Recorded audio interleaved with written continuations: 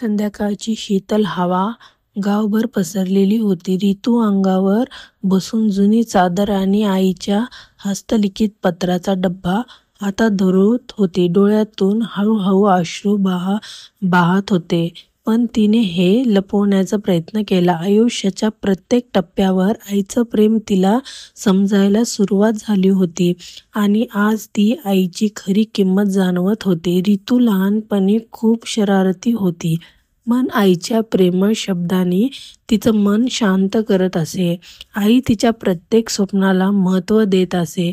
प्रत्येक अडचणीत तिच्या पाठीशी उभी राहत असे. बेटा, आयुष्य कठीण असतं, पण प्रेम आपल्याला पुढे नेतं. आई म्हणायची की त्या शब्दामध्ये एक अनमोल ताकद होती. पण आता आई गेली होती. अचानक अपघाताने तिच्या आयुष्य संपलं आणि रितूला आयुष्याची खरी कठीण वाट समोर आली. आईशिवाय संसाराचा भार, मुलीची काळजी आणि नोकरीतील जबाबदाऱ्या सर्व काही अचानक तिच्या खांद्यावर येऊन पडलं. रितूने अनुभवलं की आईचं प्रेम फक्त संताप नाही तर जगण्याची खरी ताकद आहे. एक दिवस रितूने आईचं जुनं पत्र उघडलं.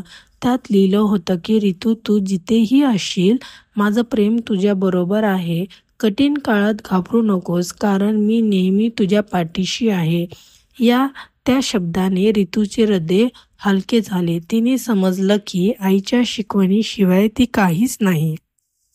त्या रात्री रितू अंगात बसून आईच्या आठवणीत हरवली. डोळ्यातून पाणी ओघळलं, पण हृदयात नव्या आत्मविश्वासाचा उगम झाला. तिने मनात ठरवलं की आईची किंमत शब्दात सांगता येत नाही. तिच्या शिकवणीमध्ये, तिच्या आठवणीमध्ये आणि तिच्या प्रेमातच खरी किंमत आहे.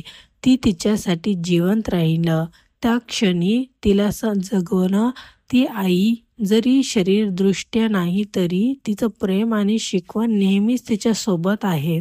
आईची किंमत केवळ आठवणीमध्येच नव्हे तर जगण्याच्या प्रत्येक क्षणात जाणवतं.